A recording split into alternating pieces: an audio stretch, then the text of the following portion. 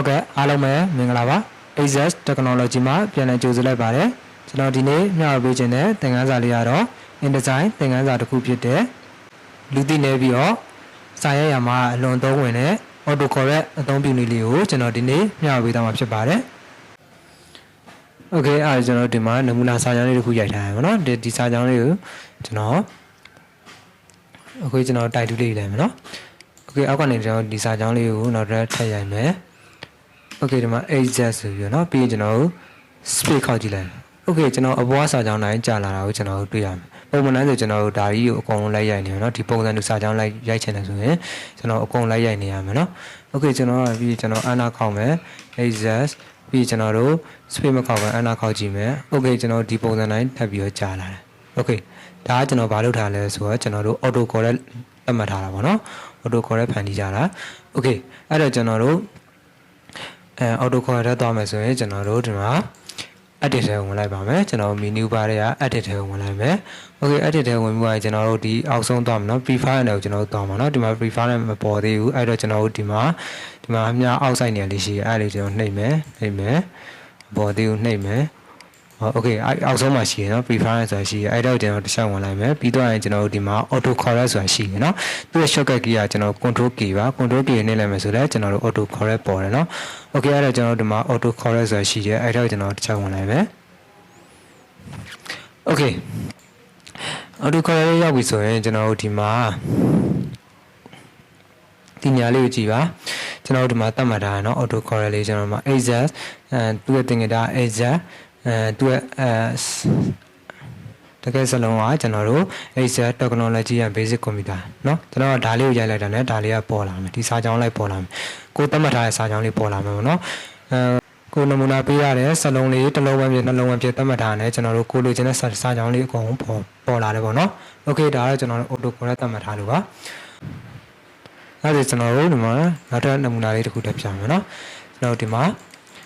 Okay ဒါလေးတွေကိုလည်းကျွန်တော်တို့သတ်မှတ်ကြည့်မယ်နော် autocorrect သတ်မှတ်ကြည့်မယ်အဲ့တော့ကျွန်တော်တို့ shortcut key နဲ့ပဲသွားလိုက်မယ်နော် control key နဲ့လည်းမယ်အဲ့တော့ကျွန်တော်တို့ဒီမှာဒါလေးပေါ်လာပြီဒါမျိုးပေါ်လာပြီဆိုကျွန်တော် autocorrect ထဲကိုသွားမယ်နော်ဒီမှာ autocorrect ဆိုတာရှိရယ် Okay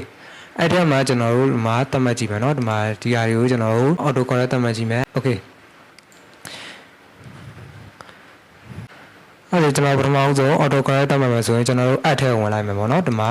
add ထဲဝင်လိုက်မယ်ဆိုကျွန်တော်ဒါမျိုးလေးပေါ်လာပြီเนาะအဲဒီအပွားစာကြောင်းမှာတော့ကျွန်တော်တို့ထားခြင်းတဲ့နမူနာပေါ့နော်နမူနာစလုံးလေးတစ်လုံးနှလုံးရိုက်ထည့်မယ်ပေါ့နော် Okay အဲ့တော့ကျွန်တော်တို့ဒီမှာကျွန်တော် Adobe InDesign ကိုကျွန်တော်သတ်မှတ်ကြည့်မယ် Adobe InDesign ဆိုတော့သူကိုကြက်တာထည့်လို့ရတယ်เนาะကျွန်တော်ဒီမှာ ID ဆိုပြီးထည့်လိုက်မယ်ကျွန်တော်အသေးလေးထည့်လို့ရတယ်เนาะကျွန်တော်လွယ်ကူအောင်လို့အသေးပဲထည့်ပါအကြီးမထည့်ပါနဲ့เนาะအကြီးဆိုကျွန်တော်ရရတာနည်းနည်းဟိုဖြစ်တယ်ပေါ့နော်ကျွန်တော်အသေးဆိုရင်ကျွန်တော်တို့ဒီမှာ ID ဆိုပြီးအသေးလေးရိုက်လိုက်တယ်နဲ့ကျွန်တော်တို့လိုချင်တဲ့စက်လုံးဒီထဲမှာအောက်မှာပေါ်ကျွန်တော်လိုချင်တဲ့စက်လုံးတိုင်းပြီးပေါ်လာမှာပေါ့နော်ဒီနေရာမှာကျွန်တော်တို့အောက်မှာကြတော့ကျွန်တော်တို့လိုချင်တဲ့စာကြောင်းအပြည့်စုံရိုက်ပြရမှာပေါ့နော်ဒီနေရာမှာတစ်ခုရှိတာကျွန်တော်တို့ control V ချလို့မရဘူးပေါ့နော်ဒီမှာဒါလေးကိုcopy ကူပြီးရင်ကျွန်တော်ဒီမှာ control V လာချလို့မရဘူးအဲဒါဆိုကျွန်တော်တို့ဒီမှာသူက invalid ပြနေနေမယ်နော် Okayရမှာမဟုတ်ဘူးပေါ့နော် Okay အဲ့တော့ကျွန်တော်တို့ကအပြည့်စုံရိုက်ထည့်ပေးရမယ်ဒီမှာကျွန်တော်တို့ဒီမှာဆိုတော့ကျွန်တော်အကြီးဆိုအကြီးပေါ့နော်ကိုလိုချင်တဲ့စလုံးပုံစံရိုက်ထည့်ရမယ် Okay INDESIGN ကြီးတယ်ဒါကတော့ကျွန်တော်မှန်အောင်ရိုက်ထည့်ပြရအောင်နော်ဒီပေါ်ကတော့ကျွန်တော်နမူနာစလုံးပြတဲ့အတွက်ကိုကြိုက်တာထည့်လို့ရတယ် Okay နော်ဒီလောက်ဆိုနားလည်မယ်နော် Okay အဲ့တော့ကျွန်တော်ဒီမှာ Adobe InDesign ဆိုကျွန်တော်ထည့်လိုက်မယ်ပြီးကျွန်တော် Okay ပေးလိုက်မယ် Okay ဒီမှာဆိုရင်ကျွန်တော်နောက်တစ်ခု Autocorrect လေးတစ်ခုပေါ်လာပြီ ID InDesign ပေါ့နော် Okay နောက်တစ်ခုကျွန်တော်သတ်မှတ်မယ် app ပေါ့နော်ဒီမှာ Photoshop သတ်မှတ်မယ် PS ပေါ့နော်ဒါကိုကြိုက်တာပေးလို့ရတယ် ADOBE PHODOSHOP Okay အဲ့ဒါကျွန်တော်ရပြီ Okay ပေးလိုက်မယ် Okay ဒီမှာနောက်တစ်ခုပေါ်လာပြီ PS Adobe Photoshop နော် Okay နောက်တစ်ခုကျွန်တော်သတ်မှတ်မယ် add ကျွန်တော် page maker PM ပဲပေါ့နော်ကျွန်တော်အတူကောက်ပဲထည့်လိုက်မယ် Okay ဒါကိုကြိုက်တာထည့်လို့ရတယ်နော် PM မဟုတ်ဘူးကိုကြိုက်တဲ့နမူနာကိုမှတ်မိတဲ့ဟာလေးကိုကြိုက်တယ်လို့ထည့်လို့ရတယ်နော်ဒါကျွန်တော်နမူနာပြတာနော် Okay ဒီမှာလည်းကျွန်တော်တို့ Adobe Okay page maker ဆိုထည့်လိုက်ပြီး Okay ပေးလိုက်မယ်ဒီမှာနောက်တစ်ခုထောင်းလာပြီ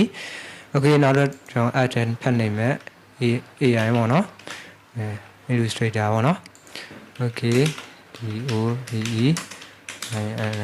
INUSTRATO okay ရပြီเนาะပြီးကျွန်တော် okay ပေးလိုက်မယ်အဲ့ကျွန်တော်ဒီမှာကျွန်တော်ထည့်ထားတယ် autocorrect လေးပေါ်လာပြီပေါ့เนาะ okay အဲ့ကျွန်တော်တို့ဒီမှာ okay ပေးလိုက်မယ်ကျွန်တော်ဒီမှာသတိထားမှာဒါအကုန်လုံးကိုကျွန်တော်ဆက်လက်မှတ်ပေးထားမှာပေါ့เนาะ okay เนาะဒါအကုန်လုံးဆက်လက်မှတ်ပေးပါသူကအတက်အောင်ပါပေါ့เนาะဒီမှာဒါတော့ကျွန်တော်တို့ဒီအပွားဟာတော့ကျွန်တော်သူ့ငကိုတွေကကျွန်တော်ဆက်လက်မှတ်ပြီးသားပေါ့เนาะ and လေးပဲ autocorrect ကိုဖွင့်တာပေါ့เนาะဒါကတော့ကျွန်တော်တို့ autocorrect capitalization error ဆိုတာကျွန်တော်ဒါလေးကိုမိတ်နာမယ်ဆိုရင်ကျွန်တော်တို့ဒီနေရာမှာဥပမာကျွန်တော်တို့ကအကြီးနဲ့အသေးတွေမှားတတ်တာဖြစ်နိုင်တယ်ပေါ့เนาะကျွန်တော်တို့ဒီမှာအသေးထားရမယ်ဒီမှာအကြီးထားအကြီးနဲ့ရိုင်းမှာကျွန်တော်ပေါ်တာဖြစ်နိုင်တယ်เนาะစလုံးကြီးနဲ့ရိုင်းမှာဒီဟာလေးကပေါ်တာဖြစ်ကောင်းဖြစ်နိုင်တယ်ပေါ့เนาะ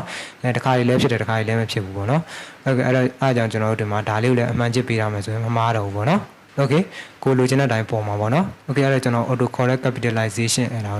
အမှန်ချက်ထားမယ်ပြီးတော့ရင်ကျွန်တော်တို့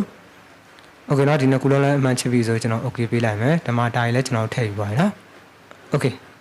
ဒီ language ရတယ်ကျွန်တော်US ပဲ English USA ပဲရေးပါเนาะဒါပဲရေးထားပါမယ် okay အဲ့ကျွန်တော် okay ပေးလိုက်မယ် okay အဲ့ကျွန်တော်ဒီမှာကျွန်တော်တို့ရိုက်ကြည့်မယ်ပေါ့เนาะဥပမာကျွန်တော်တို့ InDesign ကိုကျွန်တော်ဗာပေးခဲ့လဲ ID ကျွန်တော်တို့space ပဲခောက်ကျွန်တော်တို့ under ပဲခောက်ရရနော်ကြက်တာလို့ခောက်လို့ရတယ်ကျွန်တော်တို့ဒီလိုစာကြောင်းတွေဆက်ရအောင်မယ်ဆိုရင်တော့ space ခောက်ပေါ့နော်ဆိုကျွန်တော် space လေးခောက်ကြည့်လိုက်မယ် okay အဲ့ဒါကိုကျွန်တော် Adobe InDesign ဆိုပြီးကျွန်တော်ပေါ်လာပြီပေါ့နော် ID လို့နှိပ်လိုက်တာနဲ့ကျွန်တော် Adobe InDesign ဆိုပြီးကျွန်တော်ပေါ်လာပြီနောက်တစ်ခုဆက်သွားလိုက်မယ်ကျွန်တော် Photoshop ဆိုကျွန်တော်စနဗာပေးခဲ့တယ် Photoshop PS ဆိုပြီးပေးခဲ့တယ် okay ပြီးကျွန်တော် Anna လေးခေါက်ကြည့်လိုက်မယ် okay တော့ Photoshop ဆိုကျွန်တော်ပေါ်လာပြီเนาะ Anna ပဲခေါက်ပါ space ပဲရပေါ့เนาะကြိုက်တာလို့ရတယ်သူကAnna ဖြစ် space ဖြစ်တခုနှိပ်လိုက်တော့မှကျွန်တော်ကဒီသူတတ်မှတ်ထားတဲ့စလုံးတိုင်းပေါ်လာတယ်ပေါ့เนาะ okay ပြီးတော့ကျွန်တော် page maker ကို PM ဆိုပြီးပေးခဲ့တယ်ပြီးရင်ကျွန်တော် Anna ခေါက်ကြည့်မယ် okay အဲ့ဒါဆိုကျွန်တော် page maker ဆိုပြီးပေါ်လာပြီ okay ပြီးတော့ Illustrator ကိုကျွန်တော် AI ဆိုပြီးပေးခဲ့တယ် Anna ခေါက်ကြည့်မယ် okay Adobe Illustrator ဆိုပြီးကျွန်တော်ပေါ်လာပြီokay เนาะဒါကကျွန်တော်တို့ autocorrect လေးကျွန်တော်တတ်မှတ်တာပါเนาะ okay ကျွန်တော်တို့ကဒါတွေကိုကျွန်တော်တို့ autocorrect တွေမလို့ကျွန်တော်တို့ဆိုရင်ကျွန်တော်တို့control key ကိုကျွန်တော်ပြန်နှိပ်လိုက်မယ်เนาะကျွန်တော် shortcut key နဲ့ပဲသွားလိုက်မယ်เนาะ prefire နဲ့ကျွန်တော်ပြန်ဝင်လိုက်မယ်ပြီးတော့ကျွန်တော်တို့ဒီမှာautocorrect ကိုကျွန်တော်ပြန်ဝင်လိုက်မယ်ဒါပေမဲ့ကျွန်တော်တို့ဆိုကျွန်တော်တို့ဒီမှာဒါလေးကို select ပြီး remove ပေါ့เนาะ okay select ပြီး remove ပေါ့เนาะ okay remove ပေါ့ okay နောက်တစ်ခုကကျွန်တော်တို့ဒီမှာဒါတွေပြန်ပြင်ချင်တယ်ဆိုရင်ဒီမှာ edit ဆိုတာရှိရယ်เนาะ okay edit ဆိုတာရှိရယ် edit ထဲမှာနှိပ်လိုက်ပါเนาะကျွန်တော်ဒီမှာပြင်ချင်တယ်ဒါဒီအပေါ်ဟာတော့ကျွန်တော်တို့ပြင်လို့မရတော့เนาะသူသင်္ကေတတော့ပြင်လို့မရဘူးဒီအောက်ကဟာကိုကျွန်တော်တို့ပြင်လို့ရမယ်เนาะသူနမူနာ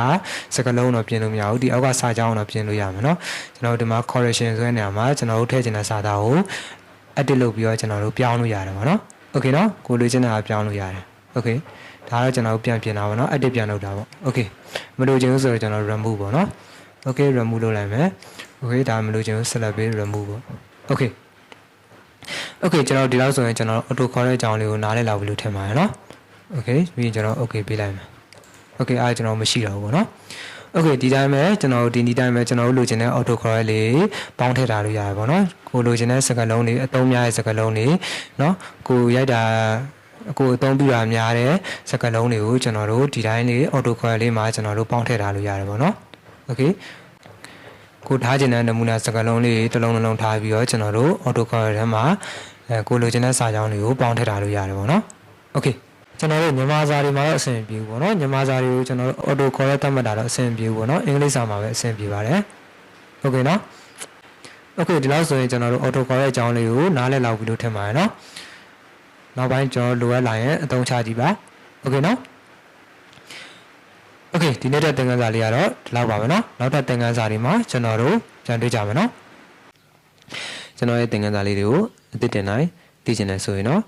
ကျွန်တော်တို့ရဲ့ YouTube channel လေးကိုလည်း subscribe လုပ်ထားကြပါเนาะဒါမှသာကျွန်တော်သင်ခန်းစာအသစ်တင်နိုင်